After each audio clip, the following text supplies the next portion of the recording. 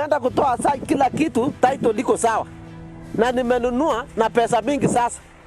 Na sasa hii ninasukiwa ya kwamba eti tunaye ameuzia Ruto shamba yangu. Eti anakuja kufence shamba yenye iko na title. Na title iko na kila kitu, hata ukienda kutoa search iko. Why are you killing people? Why are you killing people? Is what is happening in Kenya utter bad manners with refined impunity? From reeling with the negative impact of the blood parliament expose, and less than 24 hours, 7 protesters are confirmed shot dead by the police in Narok. State House has once again been exposed for wrong reasons. A tragic event in Angata Barrikoi, Narok County, has sparked outrage across the South Rift of Kenya. On April 28, 2025, 7 civilians lost their lives in clashes with police over a land survey. Interior Cabinet Secretary Kipchumba Murkomen's statements have added fuel to the fire, with many on X saying the South will remember. Why are you killing people? Why are you killing people? It all started when residents of Angata Barrikoi blocked a main road to protest a land survey they say threatened their ownership. These locals claim they hold title deeds to the land. Akia Mungu, watu wanawawa bure kwa shamba. Mimi nimezaliwa hapa Angata 30 years. Tukipewa na Moi, Uhuru akakuja for 30 years. Saa hii tunakuja pigwa risasi kwa shamba yetu. We have got titles na tulipewa na serikali. What government is this? Watu 5 wamelala hapa, wengine anapigwa kwa shamba. What kind of government is this? Ruto, sikia, kuja Angata utueleze kwa nini zinapigwa. Mtu kama Angata utueleze kwa nini watu wanapigwa. Sunguli kuja, tumeongea na Sunguli. Watu wanapigwa, serikali yaoni. And they weren't informed or consulted about the survey. Things escalated quickly. A vehicle belonging to land officials was vandalized, and police moved in with force. By the end of the day, 7 civilians were dead. 7 people are dead. And I told him ameua nyama.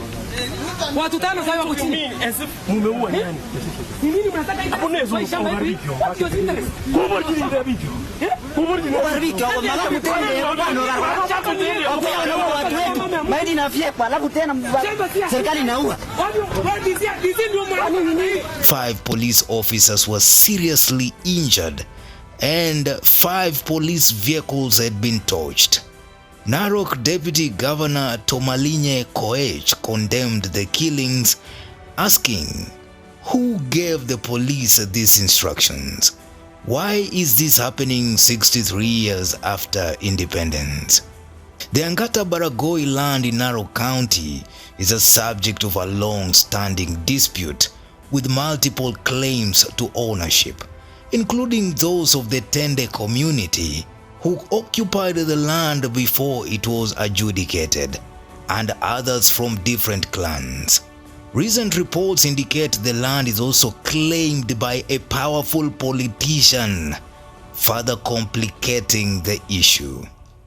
Interior CS Kipchumba Murkomen spoke first about the incident earlier that day, while meeting with security teams in Narok. According to ex-users like Brian Courier, Murkomen said government surveyors had gone to Narok for a routine survey, only for some people to gather and attack them. He called the chaos sponsored by criminals who should be dealt with.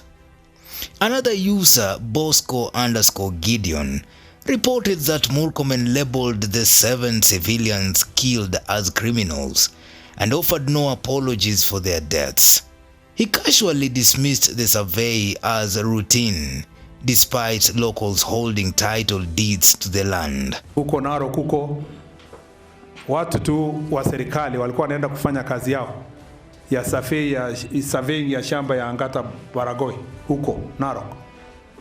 Tumepewa ripoti kwamba ati watu tu wanasanyana kwenda kuvamia.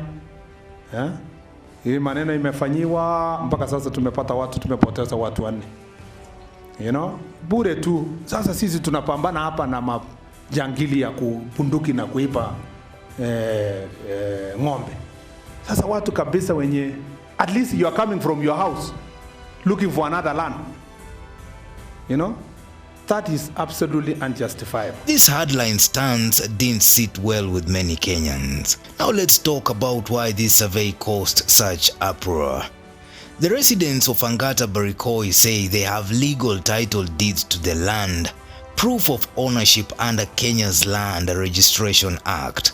In Kenya, you can't just show up on someone's titled land and start surveying without their permission or a court order. So why did the government proceed without consulting the community? Narok has a long history of land disputes, often involving pastoralist communities like the Maasai, who feel their land has been taken by force since colonial times. Murkomen's claim that the survey was routine ignored these deep-seated grievances and the legal rights of the locals.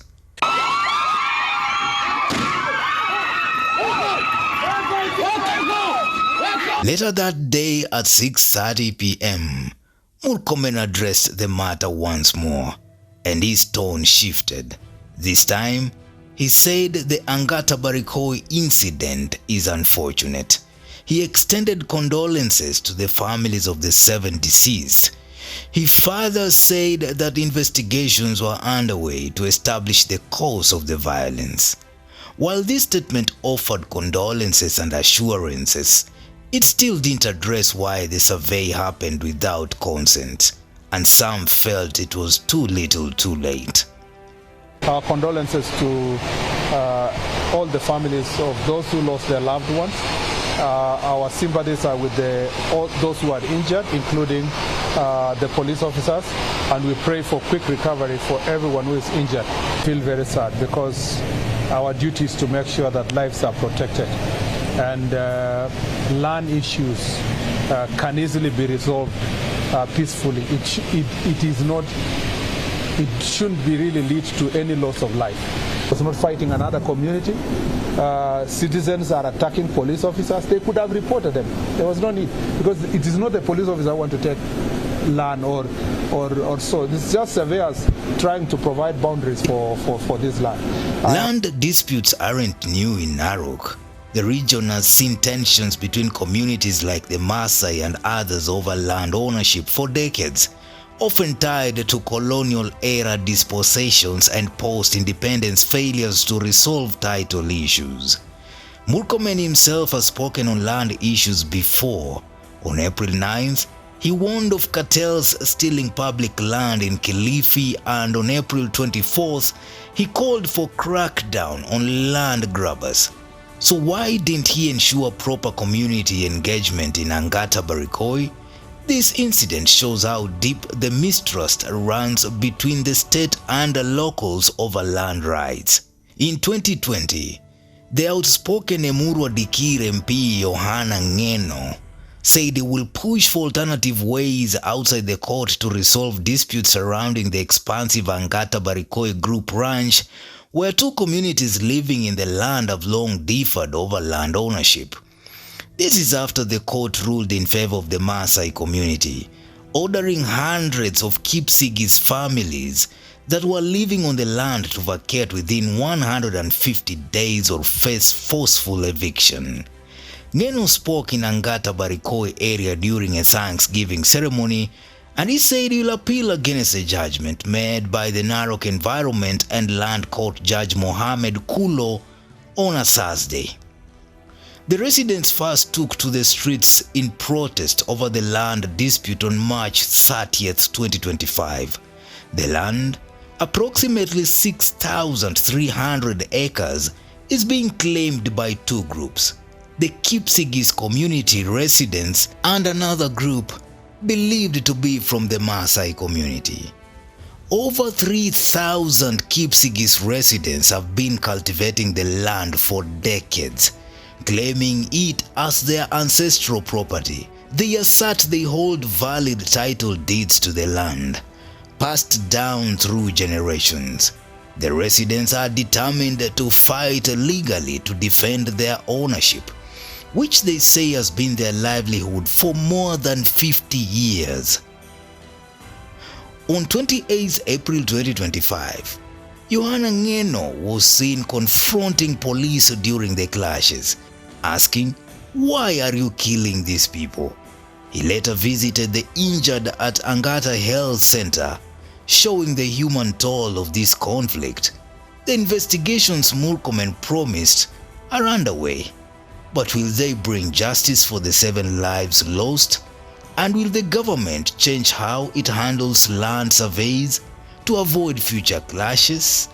Kenyans are watching closely. What do you think? Drop your thoughts. Newsroom, Maisha TV, Ushabi Jr.